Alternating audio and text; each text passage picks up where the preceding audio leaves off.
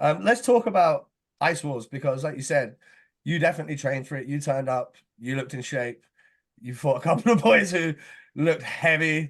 You probably given up between I don't know between all three of your fights, probably 150 pounds. Or like 60 on one guy, 80 on another guy, Oh and then yeah. the first tilt you fought Derek Parker, fucking tough dude, Oh and yeah. Parks is tough. Yeah. that went the distance. Talk us through that fight. Yeah, man. Parks is tough. So that was my first like. Obviously, I like trained a little bit, but that was my first hockey fight in like 8 years or something, or like it was a while. It was my first time, especially in a fight like that. Like it was a war. It's like six fights. You know what I mean? Yeah, It's not like it's just one fight. That's like six fights. And he's an animal. He's strong. He has good shots. Like he tagged me, buzzed me a couple times. But yeah, it was a war, man. Like I got mega respect for him, and I think he came in on late notice too. And the fact me and him got matched up first round was wild. I feel like me and him, if we were on opposite sides of the brackets, we probably would have ended up fighting each other in the finals.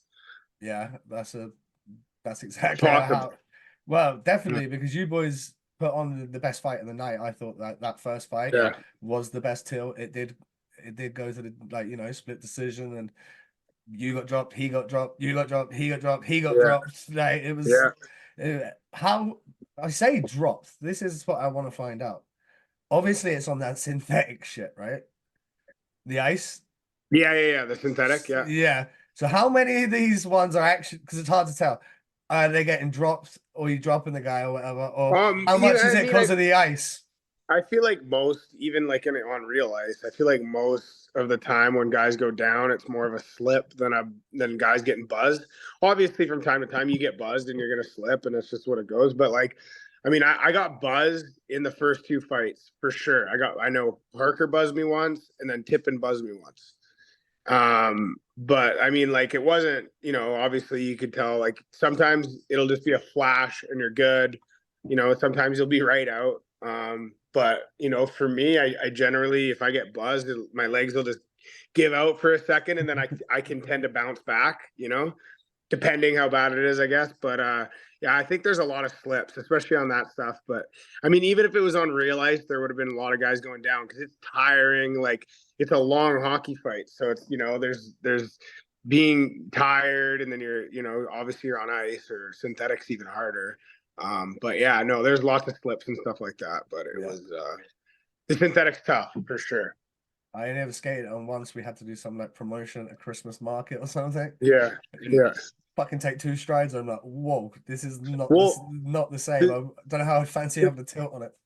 when it's brand new, it's not terrible. Like it's way worse when it's like all beat up. Because like the first Ice Wars, like when I got out there, I was like, oh, this isn't that bad. It was really fast. It was like way better than the stuff that I practiced on. And then the second Ice Wars, it was all beat up, and I was like, it was so much slower, and like it wasn't. Yeah, it was weird. So I noticed the first one, it was much better than the second time. You fought Tippin in the second fight. You finished it with a shot to the nose. I Yeah, was going to say that was the bust nose, yeah. Yeah, busted yeah. nose. You Yeah, he could, buzzed me. He buzzed me right off the hop in that fight, like right away. And then I went back to my corner, and I had Ken Lacusta in my corner. He's he's gone. He was Mike Tyson's sparring partner for a while, like super nice. legend, Canadian boxer, legendary. Um, and so he's a boxer. He didn't really know much about the hockey fighting thing, but he also has a lot of good knowledge. And he was a huge part. Him and Robbie Del Pena were a huge part of me winning that. But I come back into the corner after I got tagged, and he was like, create space. And like, I'm trying to like, I'm thinking like, well, creating space is not boxing. In boxing, you're going to be like sticking your jab, keep them away, keep that space. So I'm thinking like, what does create space mean in hockey? Like, what does create space mean in a hockey fight? And I'm kind of like thinking, so I came back in after I got tagged and buzzed. I got my helmet back on. When I came back in, I was like, okay, I'm going to string him out. And I just, create space the way I heard what I kind of understood from that was like, okay, let's just grab him on his front shoulder, hold him as far away as I can, just spin away from his power, and I ended up tagging him a couple times. So yeah, so You bust him open pretty good. got And his then nose pretty. Yeah, and on a hockey fight, I don't know, you get tagged on the nose. It's hard to recover from because your eyes go and then you know, that someone else is still trying to take your fucking head Yeah. off for the next, Yeah. especially in that scenario. It could have been potentially another 2 rounds, so to speak, and that would have been a tough go for him. So I think it was a good decision to stop it. Like, it was a right decision.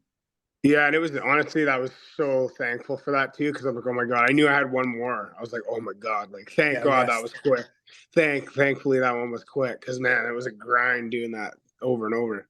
So talk us through adrenaline dump, because on the ice, yeah, you might get in 2 fights in a game. It's probably rare nowadays.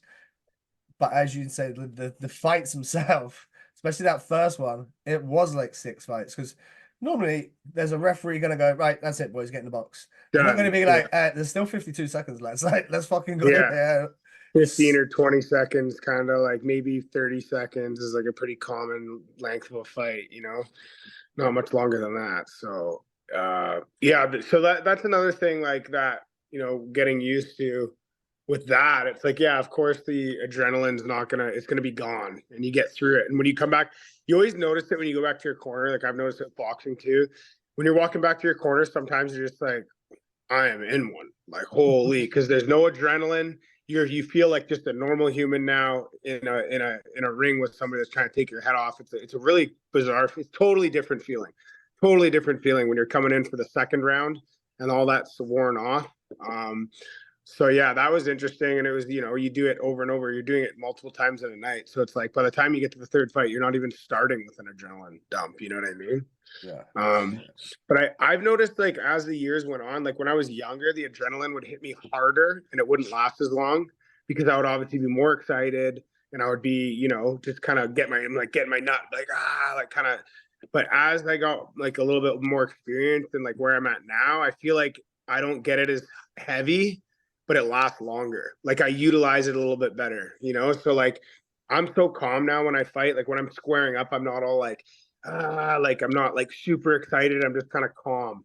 And I feel like it lasts longer because of that now. And I just kind of got that, you know, I'm just kind of a little bit more calm with it. So you can kind of use that adrenaline a little bit longer. Whereas if you get too excited, it'll come and go quick. So What was your pre-fight routine going into Ice Wars? Were you like training on the pads or anything, or were you like relaxing and just winding down a bit? Like I warmed up and stuff obviously before the first fight and like, you know, got a little bit of a sweat going and whatnot. But after that, like, you know, after the first fight, once I got the first one out of the way, it was just relax.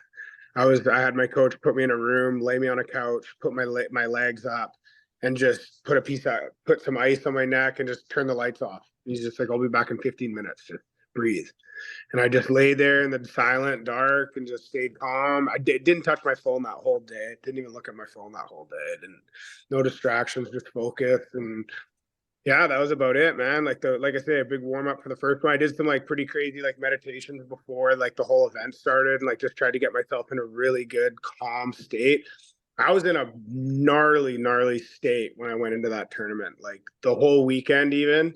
And like even the day of the fight, I was so calm, man. I was stone cold. It had to be like, I think back now, like I'm not sure if anyone else noticed it, but like looking back now, I'm like, people had to notice like how calm I was because I'm sure like some of the other guys were feeling anxious, but I think like just the amount of preparation I put into that and like how bad I wanted it and how I was just like I would die. I was willing to die. I was like, I will literally go in there and you're gonna have to drag me out of that ring or I'm winning. You know, if I'm not KO'd sleeping, someone's pulling me out of there in a stretcher or I'm winning. Like I was like, it was crazy. And I think because of the preparation, I didn't have no nerves because I was just so prepared. I just knew what I was there to do, and I was in a really cool state. It was a very, very special experience for myself, and it really helped me grow as a human because that was a crazy night, and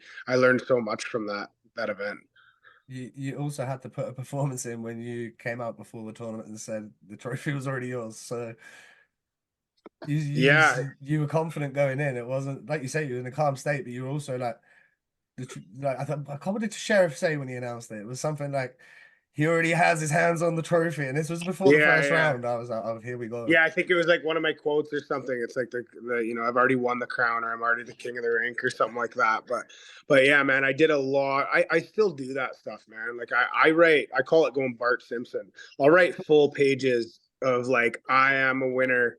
I am, whatever. I am a champion. I am the winner of Rough and Rowdy. I'm the winner of this. I'll just write down full pages of like whatever it is I'm trying to achieve and believe. And I feel like it just calms me down so much. And eventually I start believing it. And then it just kind of relaxes me. I'm like, oh, I've already won. So I They still call do that that. positive affirmation or something, can it? Yeah, exactly. Yeah, man. I truly believe in that. I believe in that heavily because it's just the way, the state that it can put you into mentally, as well as like just just I actually just truly believe if you write things down, and it'll happen. As long as you believe it, it'll happen.